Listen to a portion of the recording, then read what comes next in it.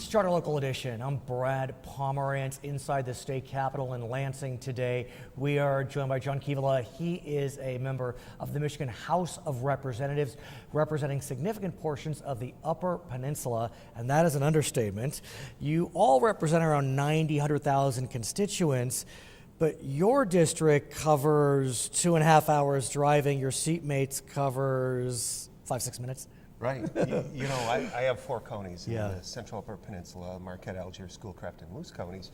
And yeah, it takes about 2.5 hours to drive from one end to the other. And you know, my seatmate Jeremy Moss from Southfield, his district is 6 miles by 6 miles squares. So how do you serve such a large geographic area? Same number of people, right? But seriously. Right. You know, there's significant challenges, not just in the geography, but the different issues that we work on. Sure, of course. You know, I have power plants and airports and seaports and 14 school districts. You think about that versus some of these, you know, bedroom communities that some of my colleagues deal with. So it's different, and it's prioritizing. I'm in Marquette. My home is in Marquette, which is kind of the upper corner of my district. So I do a lot of my stops on the rest of the district on my way to Lansing or on my way back. Which helps, Yep. Indeed. Let's talk about some of those school districts. Yeah. There's no question that education funding has been an issue in Michigan for a few years now, and we saw some cuts in per pupil spending during the recession. Some of those cuts have been restored, but we're still in a place where we're trying to figure out that happy medium. What could you tell us about education funding in this great state? Well, I think, you know, we can say comfortably that we're between $1,000 and $1,500 per pupil per year lower than the true cost of education. So we're not there yet. Cuts were made; they were very significant. We've helped restore some of the real shortages in some of these districts, including rural ones, with this 2 times formula, which is these underfunded districts, which are the bulk of mine, have gotten 2 times the funding that the better funded districts have. So we're closing the gap, but we've got more work to do. Another challenge is how school districts are funded in Michigan. I mean, back in 1993, there was a law which was passed where there was an indication that the funding would come significantly from the state. Correct. But local governments can, if they so choose, supplement funding. And some of the wealthier places do, and some of the less wealthy can't. Well, not only that, back when it was originally passed, some of the wealthier districts didn't want any part of this. Right. Because they were already providing much more revenue to their schools. And so when they were trying to get the votes, they allowed a lot of these districts to keep that higher amount. So there are districts right now, most of my districts receive about $7,700 a year. There are still districts down here that are receiving $10,000 and $11,000. So that's where the 2 times funding formula is coming up. Now, when we say locally we can raise money to help offset, yes and no. It's very limited right now on what we can do that for. It can be building repairs or expansions, you know, through a sinking fund millage. Right now we're fighting to include technology because we know tablets, laptops, you know, those types of devices are becoming the future, to give the districts the ability to purchase those and more in the rural areas. We're fighting to get transportation included when these buses are, you know, upwards of $250,000 Right. apiece. But when you think about the difference between $7,700 and $11,000, I mean, that's a significant number. And I know money isn't everything, It's not. But there's an inequity there. And we're all Michiganders. And so I'm just wondering, what can we do to create a more equitable playing field? At a certain point, there could be constitutional questions. Right. Well, you know, here's challenge number 1. In the Upper Peninsula, we have 4 legislators. Okay. Right, yeah. 4 representatives, I should say. Out of 110? Out of 110. Yeah. And Does that mean you have 2 senators? We have a senator and a third. And a third. Ooh. And we actually have 3 1/4 representatives. Okay. Oh my. So that becomes a challenge, you know, just on the representation part of it. Then you think about, take a district like Royal Oak getting $11,000 per kid, where their energy costs are half of what ours are, where their transportation costs are less than half. Some schools don't even have busing. They don't need to. There's such density.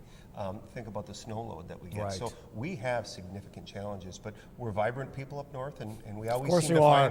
find a way. And having said that, Most of my districts are doing okay. Could they use more help? Absolutely. The question becomes how we fund, and we've talked about that before, but part of the mechanism for funding it in Michigan for schools through the school aid fund is the lottery. Mm-hmm. And the lottery has seen some banner years. And so there's always this sense of, well, wait a second, if the lottery is receiving more money, shouldn't schools be receiving more money? But yeah, I mean, I can see where you're going. Well, you know, and I get asked about the lottery all the time. Right. You know, oh, hate to do it to you. Right. No. That's was it a bait and switch? Did they Right. promise the money and then take it away? To a degree, they did, because we were putting money from the general fund into education. Okay. When the lottery came about, they stopped putting that extra money in, so we did lose some money there. But keep in mind that I think last year the state netted about $600 million from the lottery. Okay, after expenses and paying out your winnings, it was about $600 million. K-12 education is almost $15 billion in Michigan. Okay. So it is a small fraction of the overall cost. So when lottery has a banner year, a great year, we don't see that big of a jump in K-12. We have a new incoming administration in Washington, D.C. Mm-hmm. We have a Michigander, it looks like, that's going to be heading up Department of Education.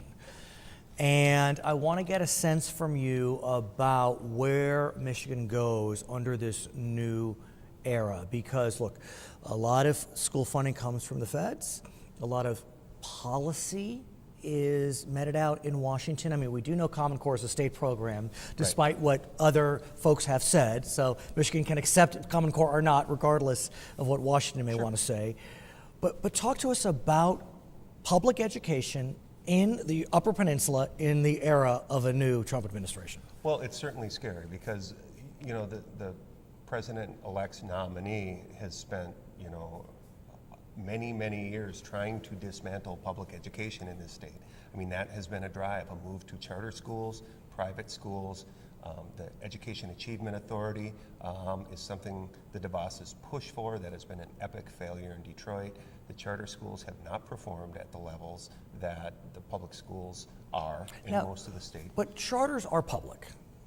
Yes and no. Well, let's talk about that, because I wonder if charters can provide that happy medium.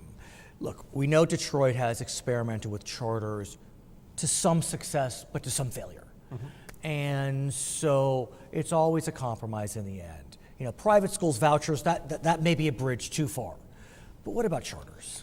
Well, again, is there a place for them? I think there has to be.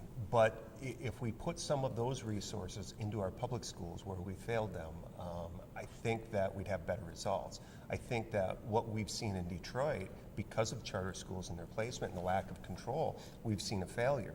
What we'd find is a neighborhood that had several, maybe somewhat successful public schools, and a charter school wants to come in and operate. They plop down right in the middle, offer free iPads to the parents to get their kids to come there, right? Mm-hmm. And so what happens? Now we've weakened public education.